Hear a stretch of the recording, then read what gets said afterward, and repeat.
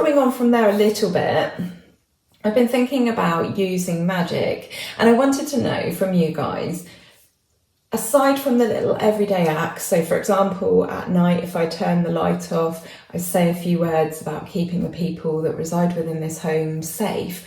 Apart from those little tiny acts, intentionally lighting a candle, maybe intentionally lighting some incense, maybe pulling a few tarot cards, those aside, those small acts that make up a practice, how often do you guys do big magic?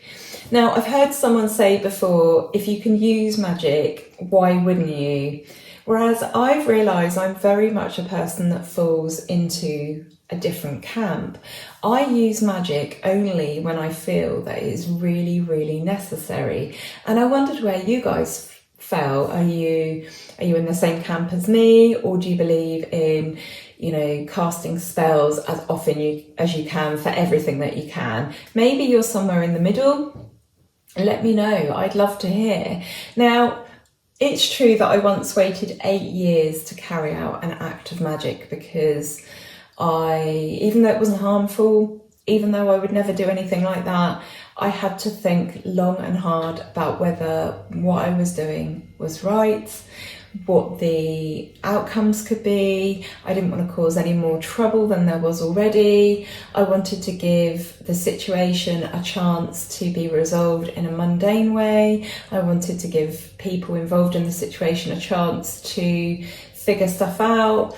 But eventually I carried out that act of magic, and I don't regret it one bit because I thought it through for so long, and the result of that has been positive. It was the right thing to do, and a little magical push was needed. But I know there are people who use magic almost consistently. If there's something they want, then they try to manifest this. And I know this has become a very, very common thing. If you want something, or you desire something, or you need something, just manifest it. And there doesn't seem to be much thought for the mundane work and the energies that surround us and the universe's role in all of this. And I wondered what you guys thought. Now, personally, I believe there can be some element of manifestation fatigue. I think that the universe, who aids us, who helps these transformations and changes take place, I think the universe needs to know that we respect it. And we respect its help, and we respect the energies that flow, and respect these magical grooves that we can tap into, and these magical energies. I think it's really important that we approach magic with awe and wonder and respect. And I think part of that respect is not doing a spell for every little thing that we need. And I think that if you tried to manifest everything you wanted, even if you got everything you wanted, I think that could result in manifestation fatigue, and it would lose its sense of wonder. And I think then that could mentally have a knock-on effect on your magic, because you have to have a certain frame of mind for magic. What do you think? Do you think I'm onto something here? Do you completely disagree? I'd love to hear if you do, and I'd love to hear your reasons for disagreeing. Again, I'm not talking about little acts of magic that we do all the time. I'm not even necessarily talking about little spells and little things we do for healing and good luck and peace and stuff like that. I'm talking about the bigger acts of magic. I'm not talking about rituals to celebrate or honour or observe. I'm talking about consistently trying to move mountains and doing that extremely regularly. I'm talking about, trying to affect major change every week using magic, and without giving things a chance to be manifested in a more mundane way. I think it's really important that sometimes things play out in the way that they need to. And I think as witches, it's really important to remember that there needs to be balance. And whenever we create magic, we take something, we use up some energy, and we have to think about how we're going to replace that.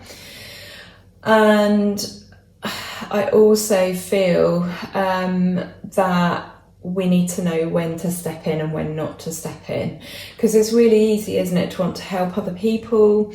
Sometimes we want to step in magically and help someone else, but how do we know that that is what's needed? Sometimes things have to play out and have to have consequences so that someone might learn something, for example, so that they learn something and they don't do something again. Or there might be something in it for their overall healing where, you know, they have to go through a series of events.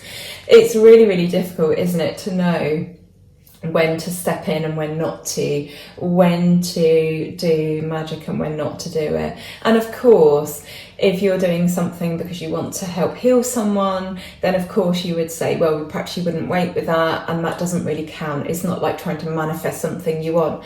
However, I have been considering like reaching out to my own magical community and asking for some good thoughts and good vibes. But what I don't want at the moment is to be healed. Not quite yet, because I need the doctors to see what is going on with me, and I want that to be caught and diagnosed, and then I want my healing to begin. So do you see what I mean? We walk a very fine line as witches to know when action needs to be taken and when it doesn't. So really, really wanted to know what you guys think on this subject. I've also been thinking about symbols a lot, and I'd love to know, I've got so many questions for you this week, and thank you to those of you who leave comments and respond to me. It really does give me food for thought, and I learn off of you guys. I hope you learn off of me too, but yeah, I'm always learning from you guys.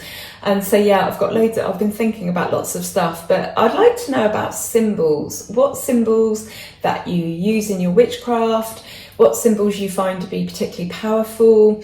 Are there any symbols that you wear? Are there any that you display in your home? And what do you use them for? Now, I imagine that for the majority of the time, the symbols that people are using are for protection. That seems to be the main one that comes up. Obviously, people create personal sigils for manifesting stuff, for spell work. I want to just point out here, I'm going to do a video on sigils when I get around to it. I've obviously got some others I need to do. I need to finish off the videos on casting a circle. I think I've done 2 in that series. I haven't forgotten, I won't forgotten, I will finish that. If you've not watched those and you've only been watching the Witching Week, please do watch my other videos. But yeah, I want to do one on sigils, and I want to make the point that there is no sigil that someone else can create for you. There is no sigil that you can get out of a book and use for yourself. Those are called symbols. A sigil is something that you create yourself, and that is generally private. But just in particular, a sigil is something you create with your own personal power. And they are very, very powerful magic. Sigil magic is absolutely brilliant. We can go through it, and I will show you some different ways to create them, show you the ways that I like to use. But yeah, so I'm thinking, which symbols do you like? Which do you use? Which do you wear? And I'd love to know as well, are there any symbols that you personally wear or use that maybe fall outside your core beliefs? So I'm thinking about a cross here. Many witches and pagans will use the Christian cross. They might not consider themselves to be Christian. They may have had a Christian background, but they might consider themselves to be a full pagan or a full witch, but they use a cross, and that might be because of something in their childhood. It might just be that they've got an affinity with it, and the same goes for other symbols as well. So the other one that springs to mind is an ankh, and okay, that's more of a pagan symbol, and obviously many people are into the Egyptian side of things, but actually some people just really like an ankh, and they're not interested in the Egyptian gods and Egyptian deity myth and stuff like that. So I'm really interested to hear. The other question I've got is, do you wear a pentagram or a pentacle? Obviously those two are very common with witches especially, and pagans at large. I don't wear them very often. I do sometimes, but actually it's quite rare. And one symbol I carry on my body is, I've got a couple actually. In fact, no, thinking about it, I've got 3. I have got an OM, and that is because I grew up in Aldershot down in Hampshire. This is where I was born, and we have a large Nepalese community, and we have a large Buddhist centre. Obviously, the Om is used by Buddhists, but it's also a Hindu symbol. And so the Om is, and I know that, you know, sometimes people say that's cultural appropriation. I'm not going to get into that, but generally cultural appropriation is like, for example, when you take somebody's culture and you're trying to make money out of it, for example. But I have grown up in a Buddhist community, so this is very much part of my tapestry and the people that I have lived and worked with, and part of who I am. So I think there are a lot of pagans with other leanings, you know, with Buddhist leanings, with Christian leanings, and I think that's what makes us all really, really interesting. I really, really do. So I would like to know what symbols you carry, you use. My other symbols, I've got a pentagram on my back, and I also have a pentacle on my arm. So I've actually got 3. So yeah, I hadn't even thought of that until I started making this video. So I would love to know about your relationship with symbols. So we're going to do some cards now. I've got a bit of an update for you. I mentioned last week about my issue with my white blood cells. I really wanted to move away from talking about my health. I realise it's really boring for many of you. However, I've always maintained that this would be an authentic journey, and to some degree it's easier for me to just tell you guys in one place, and it's a really good opportunity for me to just offload, so thank you. So I'm waiting for my 3rd blood test to find out why my white blood cells are so low and out of range, and it makes sense now, doesn't it, watching the Witching Week over the winter where I was just like ill every 2 minutes. But I had my 7-day tape, my cardiac tape, which you guys saw me wearing a couple of episodes back, and I've had the results of that. And yet again, the doctors have not phoned me. I'm assuming it's because I've already got a referral in place to cardiology, but it would be really nice if they had just phoned me and had a conversation with me about it. But anyway, it was abnormal. They're calling it borderline. I think that's because I only really had a problem on one day and a couple of mornings. I think if I'd had it the last 2 weeks, they would have found a lot more, and I think it would have been deemed abnormal. I don't even think that borderline, I think you've either got a clear test or you haven't with stuff like this. You've either got something going on with your heart that's not right, or you haven't. And I haven't, but they're calling that borderline. So I think there's going to be a long conversation with the cardiologist when I see her, that I have periods where I'm really, really bad for a few weeks, and then I'll have a period where I'm okay. And unfortunately, they recorded most of a week where I was feeling okay. But the results are back, and I have sinus bradycardia at night, so my heart is not beating fast enough, and that gets down to 40 beats per minute. I've got narrow complex tachycardia, I've got ventricular ectopic beats, and I've got atrial premature beats, including couplets and runs. So there's 4 things going on there with my heart, on top of my postural orthostatic tachycardia syndrome. So the reason I wanted to tell you about this is because I am sometimes, when I'm doing these episodes, I'm getting really, really short of breath. And I'm sorry if that's really difficult to listen to, and I didn't want you to be alarmed. Last week was quite difficult. I don't know if I managed to sort of cover that up and hide that, but it is getting increasingly difficult sometimes. It's not too bad when I'm sat down, but I can't talk for a long time when I'm stood up. It's becoming really, really noticeable. And I did an event at Christmas, and someone pulled me aside and said that, you know, I needed to slow down so I could get my breath, and kind of sort of worded it as if I was nervous when actually it was my heart. So that's where I'm at. I think that I've probably got an atrial fibrillation like my father, who's got a pacemaker.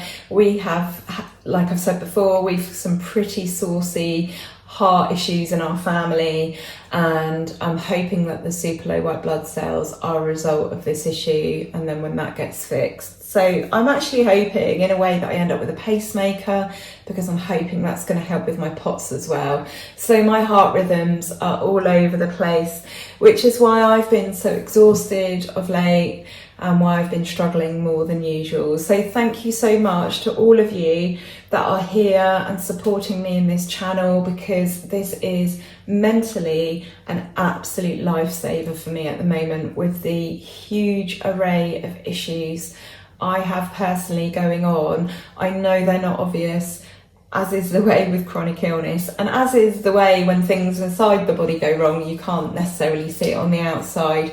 But thank you. This is giving me a forum to talk and to occasionally offload about it, but it is just giving me a sense of normality that, you know, okay, I'm not getting paid to do this. This is a hobby. This is something that I sit down and do once a week for an hour.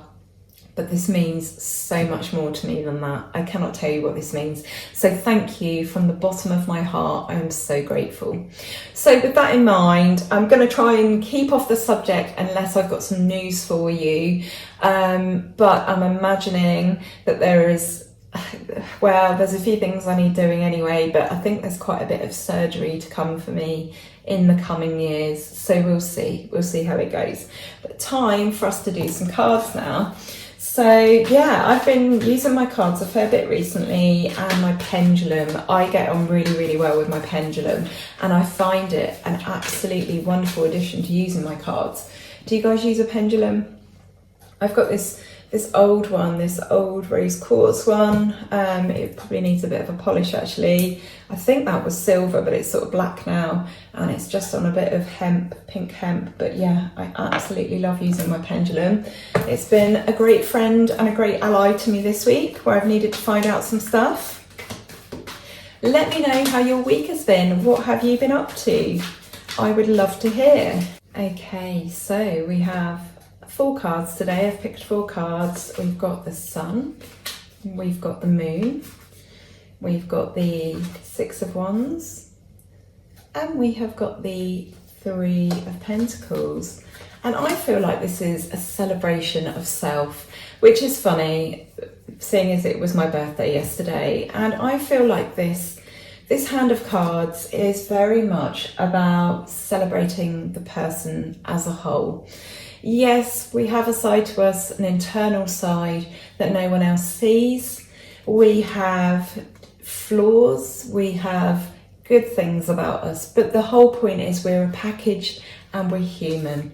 And I think it's really important to celebrate yourself and to sometimes outwardly celebrate. If you've achieved something, or you've hit a particular milestone, or you've just done something that for you is out of the ordinary, that you've worked really hard at, that you're really proud of, I think it's really important to share that and shout it from the rooftops sometimes. And I think there's a message here also though, that even as a complete package that's worth celebrating, we have to remember to work alongside others to achieve things. So our skills are so important, the ones that we do have, that we shouldn't be looking at the skills that we don't have. We should be thinking about how we can collaborate with others to make the most of the things that we do have. So it's just, you know, we all have the inner and outer. We have the skills and the things we can't do. We have the positives and the negatives, the pros and the cons. But overall, this makes a complete package of a human, and it makes you what you are. And I talk so much on this channel about how comparison is the thief of all joy, and how that just robs people of happiness. And I think if there's one thing, when I'm older, and I'm not yet there yet, but I feel like the message I want to get across to young people is you are perfect as you are. You are the complete package. You don't want to be like that person over there. You want to be you, because there is no one else on this planet that is like you, and that is a fantastic thing. That is a thing to celebrate. That is a joy to behold. And so the message for this week is focus on the absolutely amazing person and package that you are, the things that make you you, the music you like, the books you like, the weird clothes that you like, the strange little things that make you who you are, like the fact that I absolutely love sumo wrestling, which perhaps doesn't fit in with my, you know, the outward sort of main thing of my personality, you know, which is pagan and standing stones and witchy things and tarot cards. I like sumo wrestling as well. I love it. So you are perfect as you are, and that makes you so, so interesting. And really just celebrate this, honor this. And I want you to do that with those journal prompts. As you were writing those, whatever angle you come from, either something you want to celebrate for the year or something you want to work on or reflect on, just do that as part of a whole, as celebrating who you are. I've got my flaws, I know exactly what they are. I'm working all the time to round off those spiky edges of those particular flaws, but at the end of the day, they make me me. And when you embrace the parts of yourself that make you you, you free yourself up. You then have energy to work on those issues, to be yourself, to revel in your authenticity. You truly get a chance to live. You spend less energy doing that than you do fighting and trying to ignore that shadow side of you. So it's really important to remember that you have worth. You have worth, and that when you combine the skills that you do have, no matter how few or how small, you become a part of something bigger, and you have value, and your skills and your attributes and your character has value. All of it has value, even the big bits. So I want you to go into the next week just really outwardly celebrating yourself and thinking about those external parts of yourself while we're at this peak solar energy, before we sort of head towards the autumn and winter and we start to become more inward. I want you to concentrate on being more outward and enjoying those outward things about yourself. There will be time for reflection, there will be time for going in, and that's when it gets colder and darker and we spend more time inside. But for now, celebrate the sun, celebrate the summer, celebrate you. That is my message for this week ahead. So I hope you have an absolutely wonderful, wonderful week. Thank you so much for being here. And again, thank you so much from the bottom of my heart, for my wonky heart, for supporting me. And yeah, I just hope you have a fantastic week and just take good care of yourselves and each other. Enjoy chatting to each other in the comments, and we'll catch up next week for some more witchy chat. All right, take care for now. Bye.